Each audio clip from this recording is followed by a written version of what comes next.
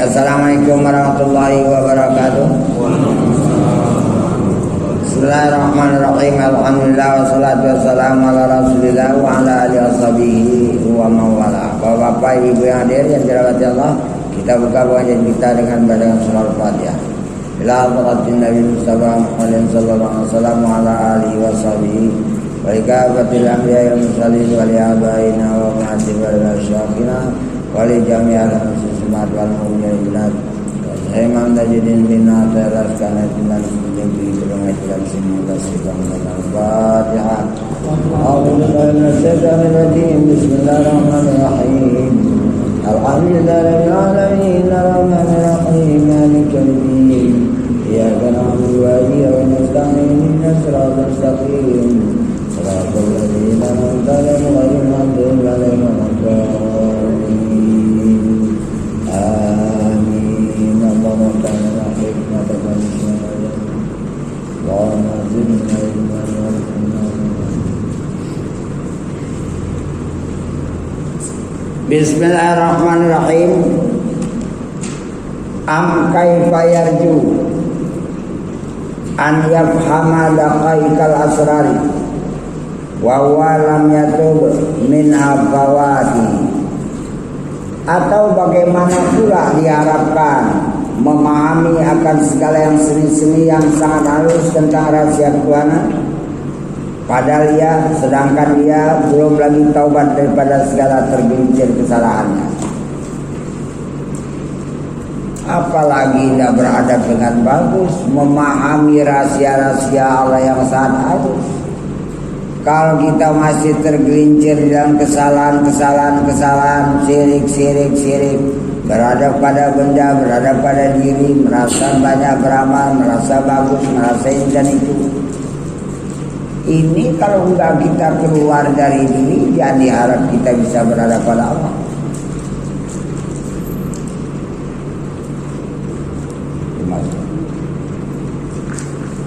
Kalau di halaman 112 ke atas itu ada dijelaskan. Fasababul azabi wujudul hijab. Maka sebab orang itu disiksa nanti di akhirat karena hatinya ada hijab tertutup, tidak dapat berhadap kepada Allah di dunia ini. Perhatikan itu. Cemana hatiku jangan terhijab di dunia ini, supaya aku bisa berada pada Allah dan setiap sholat, kalau bisa di luar sholat, kalau bisa setiap hari, supaya siksa itu jangan kena kepada badan, karena hati badan ini dengan Tuhannya.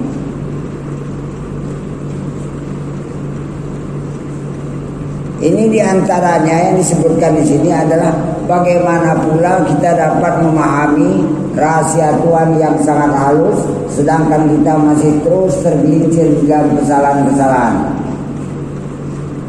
Masuk kehadirat Allah itu gak bisa. Jangan memahami jumpa, masuk kehadiratnya pun gak bisa.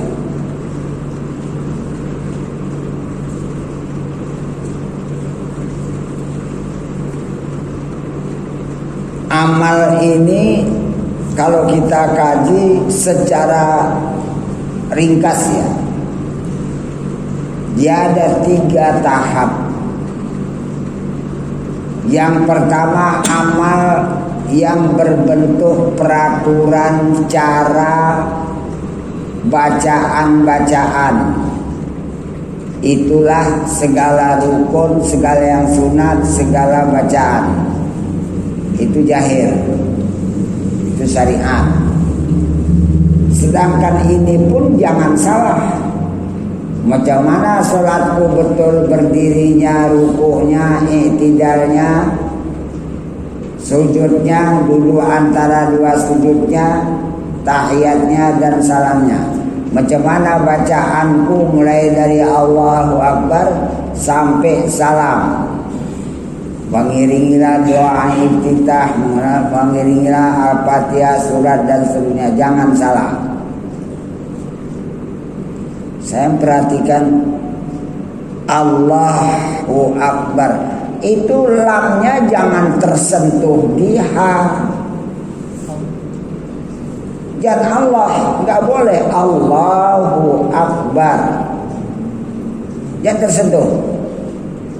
Kalau Allahu Akbar, jadi lam dengan ha bertasdid, salah. Baru Allahu Akbar, dia udah salah. Jangan tersentuh itu. Maka itu wajib belajar supaya amal kita itu pertama betul, kedua tidak salah arti dari yang kita ucapkan itu. Sami Allahu liman hamidah, mana ada bersabda sami Allah. Sami Allahu liman hamidah, jangan tersentuh.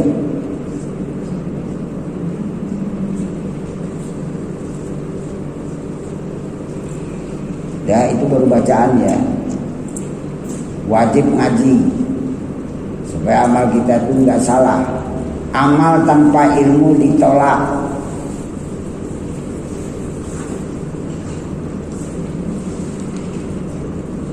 Beramal tanpa ilmu itu ditolak, karena kita berbuat salah. Ilmu itu gunanya supaya jangan ada salah, supaya betul. Ini baru jahil. Ini baru jahil. Ini pembungkus. Ini orang Islam. Syahadatnya ada, salatnya ada, puasanya ada, zakatnya ada, hajinya ada, terjahir pada badan. Jadi badan itu pembungkus hakikat. Syariat itu pembungkus hakikat. Tempat syariat badan.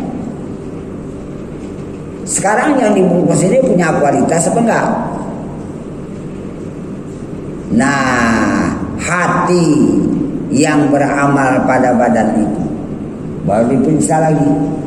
Tulus, ikhlas, tidak ada riya, tidak mengagumi diri, tidak syirik api, kaji lagi supaya amal itu jangan salah.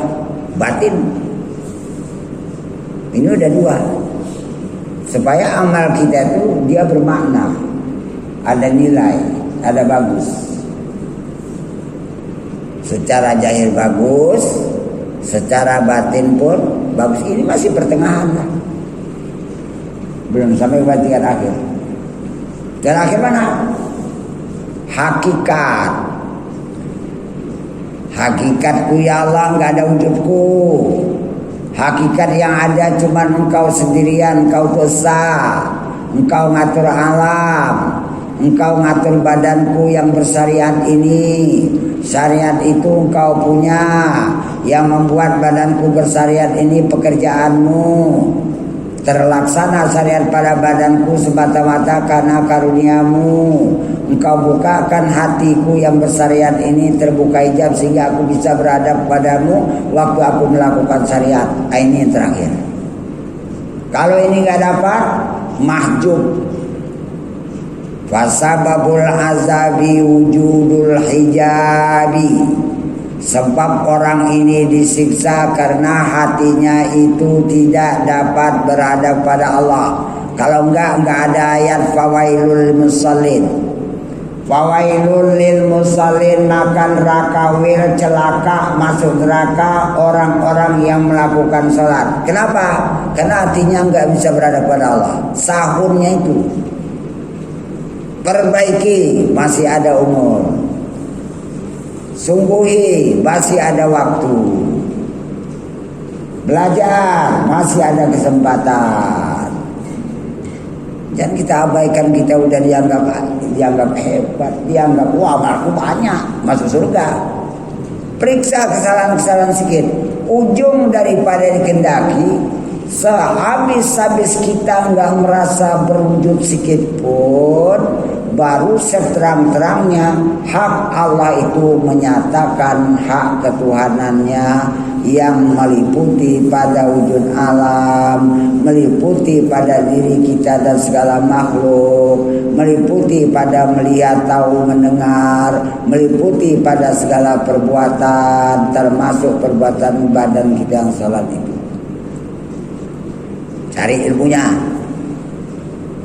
Masih hidup di dunia, karena kita udah dikasih modal duluan waktu alam ruh, alastu birabbikum. Kalau enggak ada dapat, rugi, nyesal nanti di akhirat. Saya cuma nyampaikan aja. Wa ma alaina illal balagh, kata Nabi. Tidaklah kami para rasul hanya sekedar menyampaikan. Bukan saya rasul, tapi menerima agama yang datang dari Rasul untuk disampaikan kepada umat. Masih bisa kita sampaikan, kecuali tidak bisa lagi. Supaya umat ini tahu dia, oh ini salah, ini betul, ini berterima, ini yang tidak. Nah, kita periksa nih. yakni jangan diharap paham akan segala yang seni-seni, yang halus-halus, rahasia ketuhanan itu oleh orang yang tiada taubat daripada kesalahannya. Bagaimana pula dia dapat kepada memahami asrarul muluk, rahasia-rahasia Allah yang dijajarkan pada alam nyata yang dapat dilihat oleh mata kepala? Bagaimana pula dia memahami rahasia alam malakut, alam nur, alam ghaib? Bagaimana dapat memahami ini kalau hatinya masih kosong, hatinya masih kotor, hati masih jauh daripada Allah?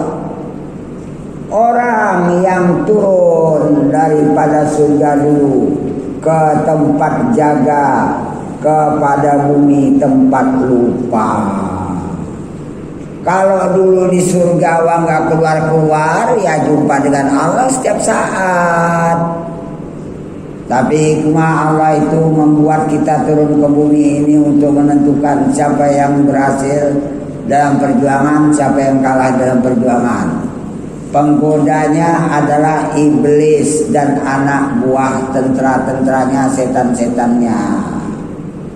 Itulah sebagai barometer ujian yang dibuat oleh Allah untuk menguji iman manusia. Ini orang betul apa enggak imannya, atau ini orang masih lemah imannya, mudah terpengaruh atau tidak. Semua itu ada hikmah. Sehingga ada orang bilang, ngapailah Allah Ta'ala itu ciptakan setan? Tanya berada. Kalau nggak ada setan, kita nggak tahu nanti kualitas kita di akhirat. Kalau nggak ada beda nanti dengan orang yang bukan muslim.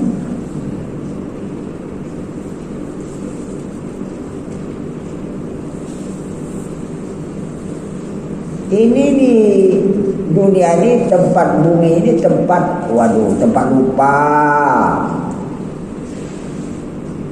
Dunia ini pertama lahun, berlupa-lupa. Lahun, lupa, main-main. Lupa dia, lahun, lupa. Lupa sama Tuhan tiap hari, sibuk kerja.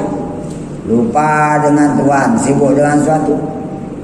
Yang kedua lahun, dunia ini tempat bermain pagi sore. Tak ingat pulang, tak ingat untuk persiapan pulang.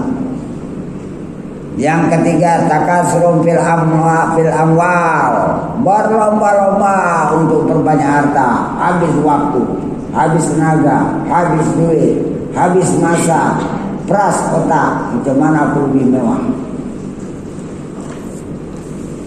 Wal aulad, itu perbanyak anak. Maksudnya apa? Sindiran itu.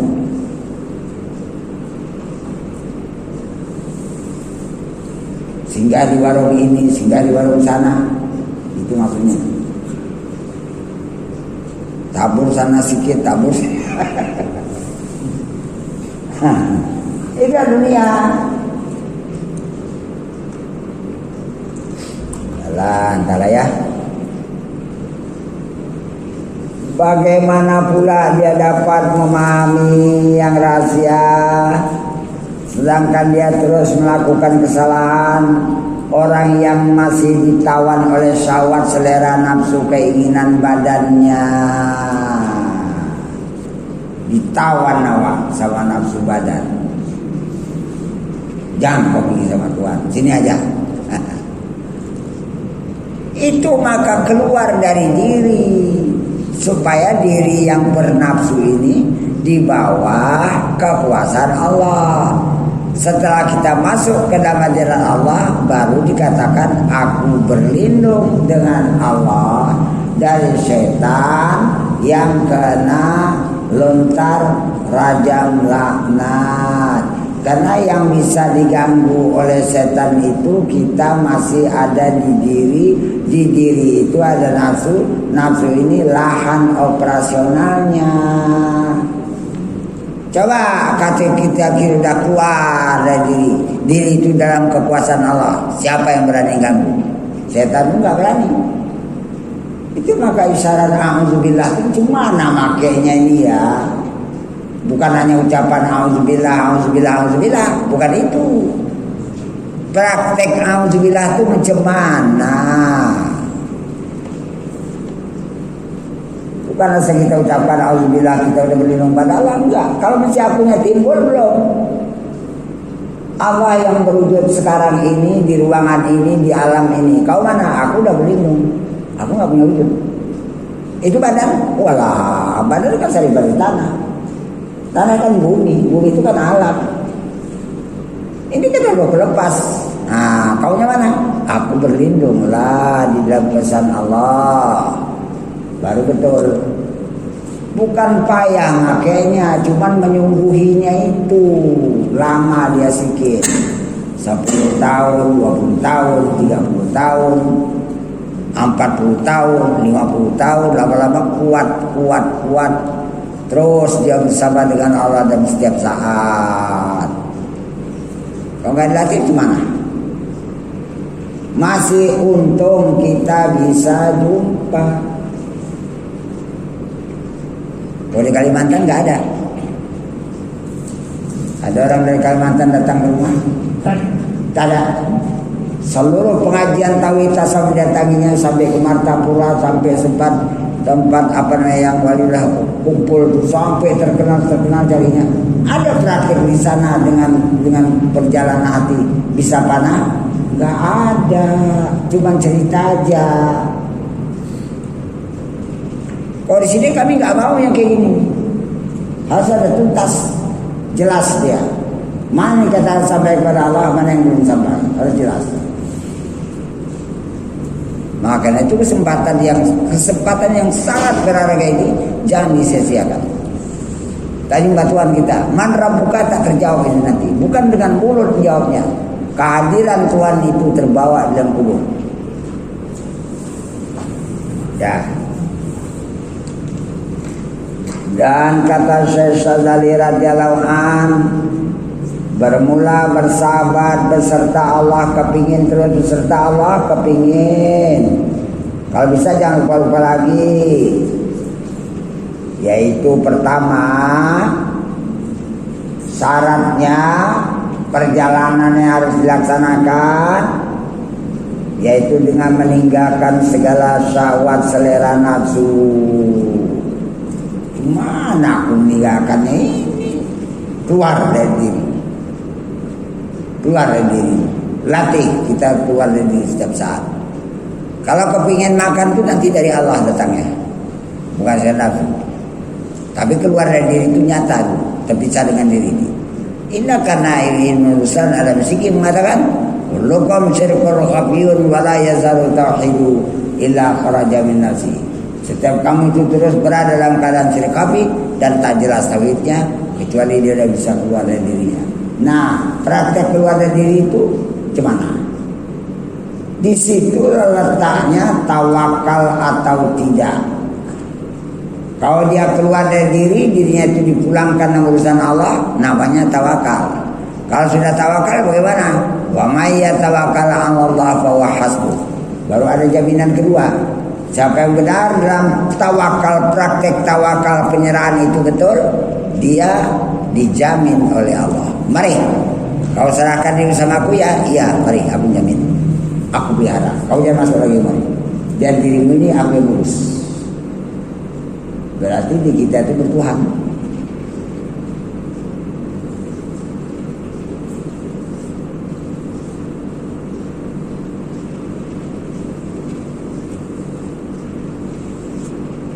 Kalau dunia ini setiap hari awak makan, gak ada gak makan. Capek bekerja turu, paginya tani, kercone, cari makan lagi, gitu aja tiap hari. Persiapan untuk pulang mana?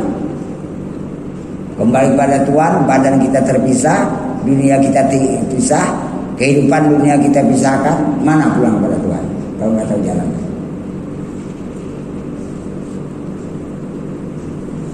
Siapkan. Itu pertama ya. Yang kedua,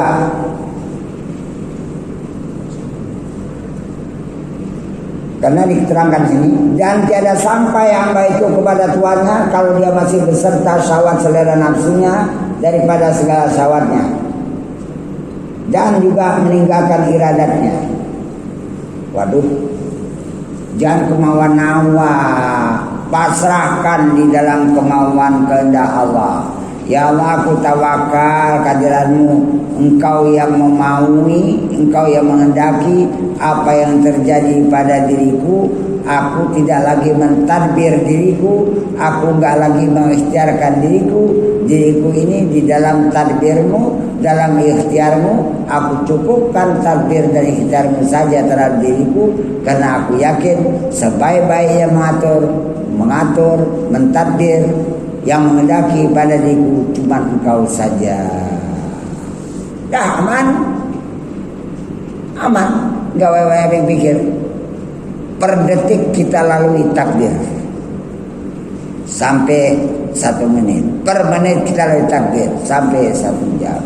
Per jam kita lalui takdir sampai 1 hari, dan seterusnya. Tak lepas dari takdir. Apa yang kita buat, apa yang kita lakukan, kalau sudah berada di dalam kekuasaan Allah, Allah akan pelihara ini diri daripada kesalahan. Tapi kalau kita lepas dari Allah, yang mengendalikan kita bukan Allah lagi, tapi nafsu, akan masuk ke dalam kesalahan. Situ aja kuncinya, gak banyak. Kepingin gak salah, Allah. Kepingin salah, lepaskan Tuhan. Kita tak ada apa-apa dalam sini. Hah? Kita tak ada apa-apa. Enggak ada tempat ini, wadah cuman. Wadah hanya tempat untuk menentukan kualitas kita di akhirat. Mana lebih berperan sekarang waktu di dunia ini? Mana lebih mempengaruhi? Mana lebih menguasai? Nah, kita latih lah. Kita masih ada akal, masih sehat, masih bisa berpikir, masih bisa memilih. Oh, aku milih Tuhan, apa ya kan? Badan kita nih ikut habis. Kalau badan ini yang ada ruhnya, tapi karena dicampur oleh nafsu, tiga-tiga masuk kuburan kena siksa. Nafsu kena siksa, badan sebagai sarangnya kena siksa, roh pun yang mulai diperkenalkan pada Tuhan karena dia nggak kasih kesempatan, habis kena siksa. Nah, kata nafsu, ini gara-gara setan nih. Bangga setan. Ini gara-gara kau ya. Apa kata setan? Fala talumuni walumu anfusakum. Jangan kamu celaku, celah dirimu. Kenapa kau mau? Kenapa kau mau? Aku kan cuma bodoh. Habis kena.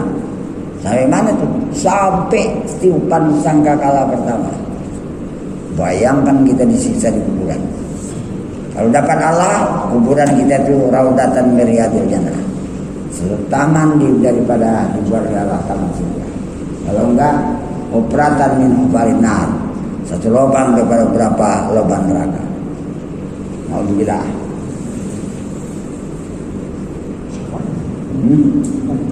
Wah, itu dan segala iradatnya, dalnya kurang ya. Maka yang maksud dengan paham daripada jalan-jalan Allah itu mana? Yaitu Allah kasih nur, Allah kasih terang di hati, Allah kasih nampak di hati. Hati itulah nanti akan terlukis di dalam diri, tergambar, paham, ngerti. Oh ini jalannya, ini bukan, ini salah, yang ini yang betul. Kenapa? Nur itu Allah datangkan kepada hati. Tatkala sudah suci tempat itu daripada hukum parak. Tatkala tempat itu mana hati kita telah suci daripada hukum parak. Tatkala dia meninggalkan diri, mulai suci daripada hukum parak. Setelah meninggalkan yang di luar diri, sajadah, warnanya, orang, benda, dia tinggalkan. Hatiku enggak lagi sangkut di sajadah, enggak sangkut lagi di warnanya, enggak sangkut lagi di satu orang, enggak sangkut dari segala sesuatu, lepas habis. Ini namanya selamat bersih daripada hukum farak. Istilah. Tapi kalau kita sangkut lagi ke bawah, menengok benda, oh ini hijau, ini lukisan, ini sajadah. Yang pertama, kalau ini belum lepas dari hukum farak, artinya belum sanggup dia memisahkan, membedakan antara yang satu dengan satu, masih gabung. Kalau udah lepas, baru semuanya ini adalah semua Allah. Segala perbuatan af'al Allah. Tidak memandang si A si B yang berbuat, enggak. Itu namanya lepas dari hukum farak. Mau jumpa Tuhan, mau lepaskan hukum farak. Pertama yang menyebabkan kita tak sangkut daripada hukum farak bagaimana? Kau belum keluar dari diri. Baru kau tinggalkan yang di luar dirimu. Mana? Ruangan dan alam. Wah, gitu. Bukan lama detik perjalanannya. Mana lama-lama mi'raj kepada Allah. Orang dia mau sholat kok udah sebelum dia takbir dia udah bisa mi'raj duluan. Dia udah pada duluan. Memandang bahwasanya dia berdiri saja sudah apa-apa. Memandang, melihat, tahu, mendengar yang ada pada diri itu sudah sifat Allah. Tatkala dia mengatakan Allahu Akbar, Allah sendiri menyatakan Allah itu Maha Besar, kejahiran kebesaran Allah itulah wujud sekalian Allah. Nampak langsung. Itu latihannya sangat cepat.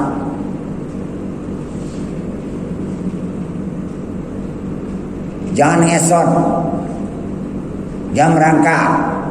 Itu nanti merangkak di tidan serem sakit. Kenapa? Marifatnya merangkak, marifatnya ngesot. Ada orang marifatnya cuk langsung jumpa sama Tuhan. Tak nampaknya sedang sakit, tak nampaknya di neraka. Di bawah nunggu. Kenapa? Marifatnya macam kilat. Inilah dia dikatakan oleh Nabi sabaqal mufarriduna ilal jannati. Mendahului orang-orang yang mengesahkan Allah itu duluan masuk surga tanpa memandang amal, tanpa ada hisab. Karena Allah melihat batinnya itu dengan Tuhan. Aku tak peduli kalau anda mau diskusi.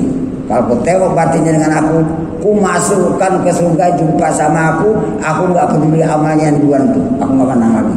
Sebab aku mandang batinnya dia bersama aku. Kenapa kita nggak cari Tuhan? Kenapa kita sampai di amal?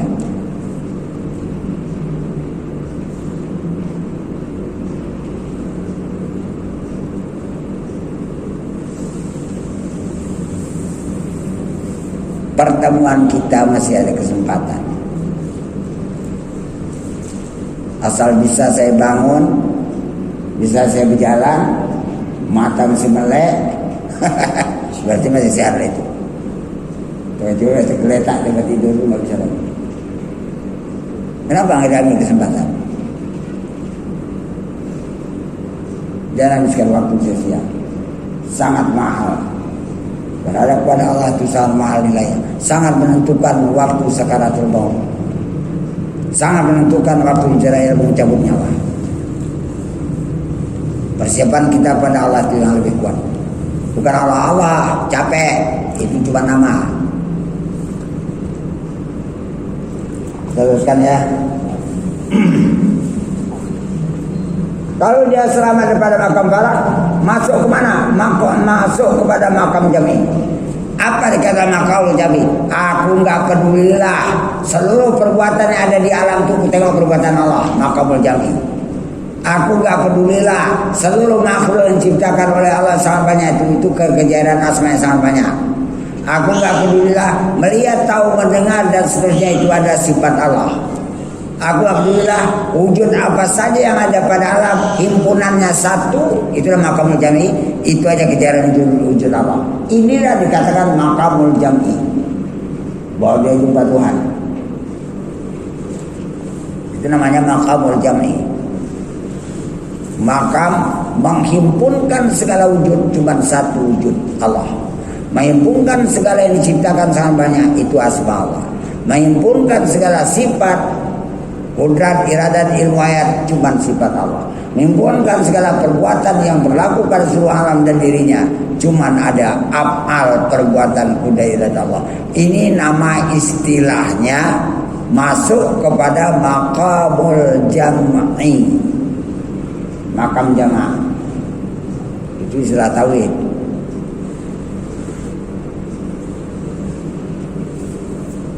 Ya, kita teruskan lagi. Berapa menit lagi? Ada waktu? Nah, seberapa dapatnya ya? Saya rasa nih kalau sampai 1 judul aja syukur. Mudah-mudahan bisa kesempatan baca ini.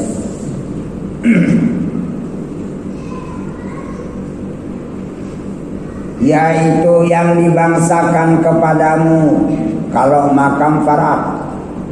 Maka apabila engkau telah ikhlas, maka apabila engkau telah berlepas daripada makam Farak, masuk kepada makam jama', makamul jam'i, dan kau nazar dan kau pandang kepada wujudmu. Ini salah tulis nih ya, itu wujudmu. Kepada wujudmu atau kepada segala hal hatimu, maka adalah demikian itu, berarti kau berada dalam kesalahan.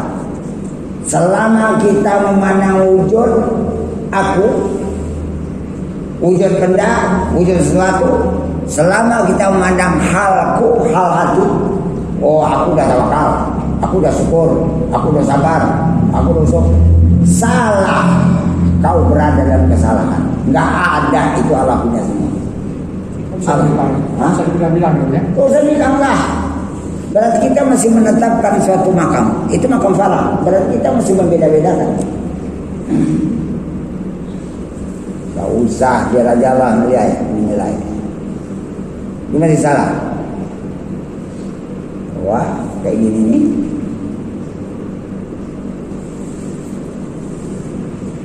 Yang menempati daripadamu paham akan dakaikul asrar, tidak dapat kamu masuk ke dalam dakaikul asrar, kehalusan-kehalusan rahasia ketuhanan. Kau masih salah.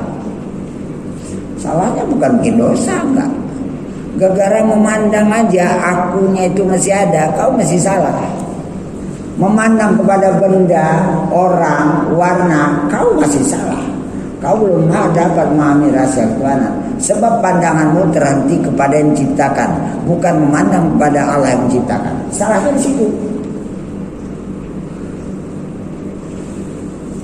Dan inilah suatu yang terlebih yang telah menyebutkan oleh mu'alif penyusun kitab ini, Syekh Imam Tajuddin bin Abdul Iskandari, akan dia segala lawanan dia dapat berhimpun, karena bahwasanya berhimpun antara dua yang berlawanan itu mahkun, gak mungkin bisa bertemu dia, gak mungkin sama sekali. Seperti berhimpun gerak dan diam, gak mungkin. Berhimpun terang dan kelam, gelap hati, gak mungkin. Maka ada percaya hati itu dengan nur iman.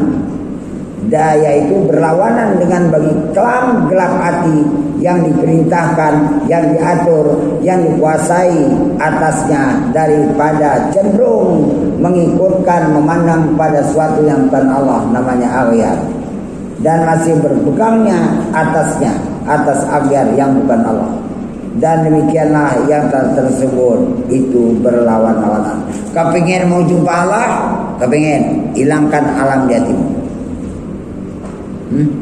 Ya, ada di matamu, bukan di hati.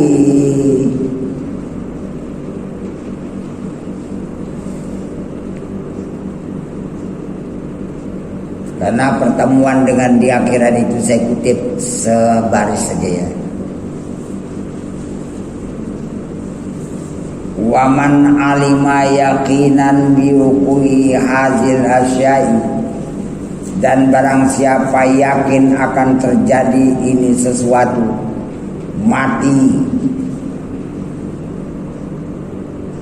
berhadapan dengan masalah kuburan, berhadapan dengan padang mahsyar, berhadapan dengan dibukakan hijab pada Allah di akhirat, berhadapan dengan timbangan amal, berhadapan dengan hitungan amal, berhadapan dengan tidak mustaqim. Yakin ada, yakin. Waman alima yakinan biuqui hazil asyai, maka barang siapa yang yakin akan terjadi ini suatu yang disebutkan tadi, falyukhaffif asqalahu biimtisali awamiri wa jinabi nawahi. Ada upaya satu yang dah lalu lah, perbaiki, kerjakan segala amal yang wajib-wajib jangan tinggal, kalau perlu dikada supaya jangan nanti percuma di akhirat, ditambah dengan sunat-sunat. Itulah cara mengurangi kesalahan. Cuman ada lagi diminta, mana? Aduh wa adami hubbihi minad dunia, dan tidak cinta terhadap dunia. Ini yang bahaya.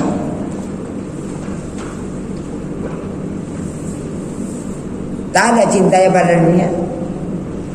Mahabbah pada dunia itu udah gak ada. Ada dunia digunakan ibadah. Janati mahabbah pada dunia. Bi'ada wa bi'adai mahabbati fid dunia, dan tak ada mahabbah cinta pada dunia.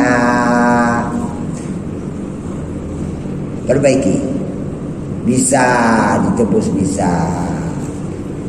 Li'anna qillatad dunya madun faidatun li haqqi sahibi, karena enggak ada di dunia di hatinya itu, enggak ada di badan tapi enggak ada di hati.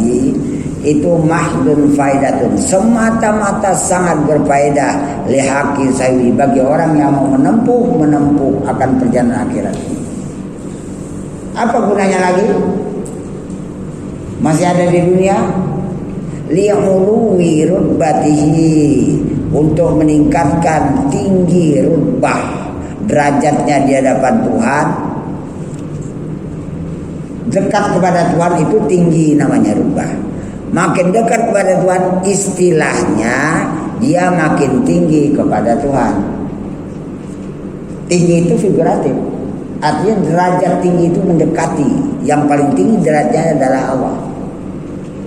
Nah, ke sana dia.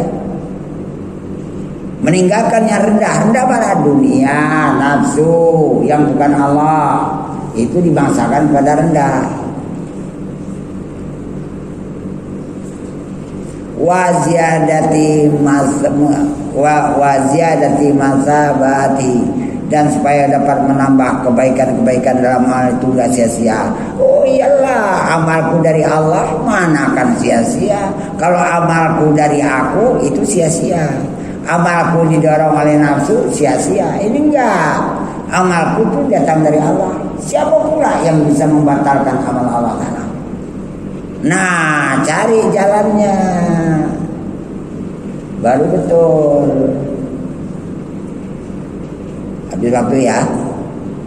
Habis? Hah? Gak mungkin lagi 3 menit dulu baru di atas.